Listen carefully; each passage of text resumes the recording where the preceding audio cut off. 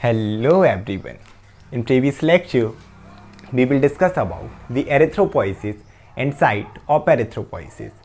शायद आप लोग भी वो वाला वीडियो थोड़ा सा बोरिंग लगा होगा, बट हमारा ये जो लेक्चर है और उसके आज के बाद आने वाले दो लेक्चर बहुत ही इंटरेस्टिंग हैं। तो स्टार्ट करते हैं प्रोसेस ऑफ एरिथ्रोपोइसिस से। तो हमने देखा था कि हमारा एरिथ्रोपोइसिस क्या था, एक ऐसी प्रोसेस जिससे हमारी आरबीसी बन रही थी, डेवलप हो रही थी और मैच्योर हो रही थी।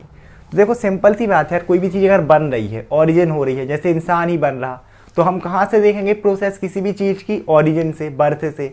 मतलब पहले बच्चे का बर्थ होगा, फिर अपन देखते हैं ना कि धीरे धीरे क्या होगा, वो चाइल्ड में आता है, फिर अडल्ट में आता है। सेम एज जो हम एरिथ्रोपोइसिस भी देखेंगे ना, हम स्टार्टिंग से देखेंगे कि उसका ओरिजिन कैसे हुआ, उसके बाद देखेंगे हम उसका डेवलपमेंट। तो इस वीडियो में हम बात करेंगे प्रोसेस की कि मतलब ये ओरिजिनेट कैसी होती है, और इसके बाद के लेक्चर में हम डिस्कस करेंगे stages. So start from the process. सबसे पहली चीज़ आती है स्टेम सेल। तो स्टेम सेल पहले भी अपन ने देखा था कि स्टेम सेल ऐसी सेल होती हैं जो कि अपने आप को किसी भी टाइप की सेल में क्या कर सकती हैं, कन्वर्ट कर सकती हैं। तो स्टेम सेल तो अपन पहले ही पढ़ चुके, the cell which are capable of self renewable and differentiating into specialised cell. एक बार यहाँ पर आया है सेल्फ रिन्यूएबल। सेल्फ रिन्यूअल का क्या मतलब है? अपने आप को खुद से नया कर सकती हैं, रिपेयर कर सकती हैं। Second word can differentiate into specialised cell, मतलब ये स्टेम सेल अपने आप को किसी भी एक स्पेशल सेल में कन्वर्ट कर सकती हैं, है ना। इसके अलावा फिर क्या है, haematopoietic stem cell are the primary cell in the bone marrow which can give rise to blood cell. देखो ये वाली लाइन क्या है, जब अपन ने स्टेम सेल पढ़ा था, तीन टाइप की स्टेम सेल हमने देखी थी। फर्स्ट थी एम्ब्रियोनिक स्टेम सेल, जो कि थी एम्ब्रियो में, है ना, जो कि बच्चा माँ के पेट में रहता है जबकि स्टेज में।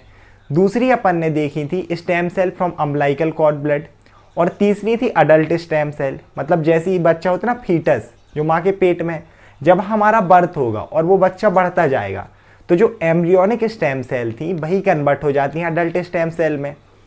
और अडल्ट स्टेम सेल हमने क्या देखा था कि हम उसे कहाँ से निकालते हैं, ऐसा रहता है हमारा बोन और बोन मैरो के अंदर से हम अडल्ट स्टेम सेल कलेक्ट करते हैं। तो इसी बोन में हमने देखा था कि अडल्ट स्टेम सेल दो टाइप की थी। एक थी stromal cell, stromal stem cell, जो कि कार्टिलेज, लिगामेंट, इन सब में क्या हो रही थी, कन्वर्ट हो सकती थी। और एक थी हमारी हीमेटोपोइटिक स्टेम सेल, जो कि क्या करती थी, हीमेटोपोइटिक, हीमेटो पूरा रिलेटेड होता है ब्लड से, यानी कि किस में कन्वर्ट होंगी या किसको ओरिजिन देंगी, ब्लड सेल को। तो वही चीज़ है, haematopoietic stem cell bone marrow में ऐसी सेल है जो पूरी ब्लड सेल को क्या कर सकती हैं, ओरिजिन दे सकती हैं। क्योंकि ब्लड में तो बहुत सारी सेल आएंगी, आपकी RBC, WBC, platelets, neutrophil etcetera. तो अब हम आगे बढ़ते हैं। यहाँ पर एक चीज़ इंपॉर्टेंट क्या है नोट करने वाली, कि जो हमारी हीमेटोपोइटिक स्टेम सेल है ना इन द बोन मैरो, इन्हें हमने एक स्पेशल नाम दिया, दैट इज PHSC। इन्हें हमने क्या बोला, PHSC। इसका फुल फॉर्म होता है प्लूरोपोटेंट हीमेटोपोइटिक स्टेम सेल। क्या नाम है? Pluripotent haematopoietic stem cell. देखो हीमेटोपोइटिक स्टेम सेल तो क्लियर है कि ऐसी स्टेम सेल जो ब्लड सेल को ओरिजिन देंगी या इसमें कन्वर्ट होंगी। प्लूरिपोटेंट का मतलब होता है ऐसा टिश्यू है, एक ऐसी सेल जो कि अपने आप को किसी भी सेल में कन्वर्ट कर सकती है। तो यहाँ किसी भी सेल कौन सी, ब्लड की किसी भी सेल, मतलब ये ऐसी सेल होंगी PHSC जो अपने आप को RBC में भी कन्वर्ट कर सकती हैं, जो अपने आप को WBC में कन्वर्ट कर सकती हैं, और जो अपने आप को प्लेटलेट्स में भी कन्वर्ट कर सकती हैं। अब क्या होता है कि हमारी ये जो PHSC भी है ना, ये भी दो स्टेजेस में रहेंगी। एक रहेगी इनकी अर्ली स्टेज, जैसे कोई भी बच्चा नहीं होता, एक होती है हमारी अर्ली स्टेज, फिर एक रहेगी इसकी लेटर स्टेज। तो अर्ली स्टेज में हम इन्हें बोलेंगे अनकमिटेड, लेटर में कमिटेड। अब देखते हैं कि इन्हें ऐसा क्यों बोलते हैं। तो स्टार्ट करते हैं अनकमिटेड PHSC से। अब देखो, चाहे अनकमिटेड PHSC हो और फिर इस यही अनकमिटेड किस में कन्वर्ट होती है, कमिटेड में। तो चाहे अनकमिटेड PHSC हो या फिर हमारी कमिटेड PHSC हो, दोनों ही है हीमेटोपोइटिक स्टेम सेल, मतलब जो कि ब्लड सेल को ही ओरिजिन देंगी। अब लेकिन जैसे हमने डिस्कस किया कि हमारी ब्लड सेल तो बहुत सारे टाइप की हैं, WBC हैं, वाइट ब्लड सेल्स हैं, प्लेटलेट्स हैं। तो हम सपोज करते हैं कि हमारे पास 10 PHSC हैं। अपने पास टोटल PHC कितनी है, 10 PHSC हैं। अब इन 10 में से क्या होगा कि जो 2 PHSC रहेंगी, ठीक है, 2 PHSC किसको ऑरिजिन देंगी, RBC को, 2 किसको देंगी, WBC को, 2 देंगी प्लेटलेट्स को। इस तरीके से पूरे डिवाइड रहेंगी।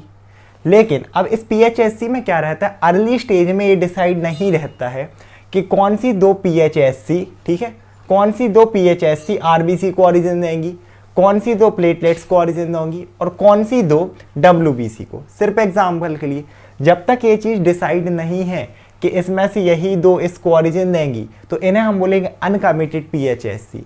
It means when they do not design to form a particular type of blood cell. मतलब जो अर्ली स्टेज रहती है ना, उसमें इतना क्लियर नहीं रहता कि यही 2 स्टेम सेल इनको ऑरिजिन देंगी। फिर क्या होगा, इन लेटर स्टेज, थोड़े समय बाद, है ना, इसके समय बाद, मतलब जब स्टेज आगे बढ़ती आएगी, तब ये चीज़ अब क्लियर हो जाएगी कि इन 10 में से ये 2 प्लेटलेट्स को ही ऑरिजिन देंगी, ये 2 सेल WBC को ही देंगी और ये 2 सेल RBC को ही देंगी। जब ये चीज़ क्लियर हो गई, ये डिज़ाइन हो गई to form a particular type of blood cell, कि एक पर्टिकुलर सेल में ही डिवाइड होंगी या बनाएंगी, तो इन्हें हमने बोला कमिटेड PHSC। और अब कमिटेड PHSC भी 2 टाइप में होती हैं। एक होगी हमारी लिम्फॉइड स्टेम सेल, देखो सब में स्टेम सेल है क्योंकि है स्टेम सेल ही, सबको किसी ना किसी को ऑरिजिन देना है। तो यहाँ लेके नाम ये लिम्फॉइड, जो कि किसको ऑरिजिन देंगी, ऐसी सेल जो कि ऑरिजिन देती हैं हमारी लिम्फोसाइट्स को और किसको, नेचुरल किलर सेल को। हम वाइट ब्लड सेल्स में दोनों को बहुत डिटेल में पढ़ेंगे कि लिम्फोसाइट क्या है और नेचुरल किलर सेल क्या है। वैसे दोनों इम्यूनिटी में हेल्प करती हैं। सेकेंड हमारा टाइप है CFU ब्लास्टोसाइट। अब CFU ब्लास्टोसाइट क्या है, इसका मतलब होता है कॉलोनी फॉर्मिंग यूनिट ब्लास्टोसाइट। और ये खुद यूनिट देखो 3 में डिवाइड होगी। कौन कौन सी, पहली कॉलोनी फॉर्मिंग यूनिट एरिथ्रोसाइट, नाम ही इंडिकेट कर रहा है, देखो कॉलोनी यहाँ पर एक बड़ा है, कॉलोनी क्यों बोल रहे हैं, और फॉर्मिंग यूनिट मतलब एक बनाने वाली यूनिट, और कॉलोनी का मतलब होता है आर्मी। आपने कॉलोनी सुनी होगी, बैक्टीरिया की कॉलोनी मतलब होता है आर्मी। तो क्योंकि इतनी सारी को बना रहे ना, तो हमने से बढ़ दिया कॉलोनी। तो फर्स्ट वन है कॉलोनी फॉर्मिक यूनिट एरिथ्रोसाइट, जो कि एरिथ्रोसाइट को ऑरिजिन देंगी, गिव ऑरिजिन तो एरिथ्रोसाइट, या फिर आप इसे बोल दो RBC। हमारी दूसरी है कॉलोनी फॉर्मिंग यूनिट, या तो आप ग्रैन्युलोसाइट बोलोगे या फिर आप बोलोगे मोनोसाइट। रीज़न ये है कि ये वाइट ब्लड सेल्स को ऑरिजिन देती हैं मेनली, उसमें भी या तो ग्रैन्युलोसाइट को मतलब न्यूट्रोफिल्स, ईसोनोफिल्स या बेसोफिल्स, या फिर अग्रैन्युलोसाइट में दे सकती है मोनोसाइट को ऑरिजिन। तो या तो ग्रैन्युलोसाइट को ऑरिजिन देगी या फिर किसको, मोनोसाइट को। अभी ग्रैन्युलोसाइट क्या है, अग्रैन्युलोसाइट क्या है, इन्हें हम पढ़ेंगे वाइट ब्लड सेल्स में, ठीक है। इसके अलावा हमारी तीसरी यूनिट है कॉलोनी फॉर्मिक यूनिट मेगाकैरोसाइट, इसे हम बोलते हैं मेगाकैरोसाइट, और एक इसको ऑरिजिन देती हैं हमारे प्लेटलेट्स को। एक बार शॉर्टली रिवाइज करते हैं। सबसे पहले हमारे पास है बोन में है बोन मैरो, उसमें मिली हमें स्टेम सेल, उसमें भी हमने किसको लिया, हीमेटोपोइटिक स्टेम सेल को। अर्ली स्टेज में अभी ये फिक्स नहीं है कि किस पर्टिकुलर सेल को ऑरिजिन देंगी, तो हमने इसे बोला अनकमिटेड PHSC। थोड़े टाइम बाद जब ये किस चीज़ के लिए डिज़ाइन हो गई, ये फिक्स हो गया कि अब ये जो स्टेम सेल है इस और सेल को, इस ब्लड सेल को ऑरिजिन देगी, ठीक है। मतलब ये 2 देंगी RBC को, ये 2 देंगी WBC को, ऐसा फिक्स हो गया।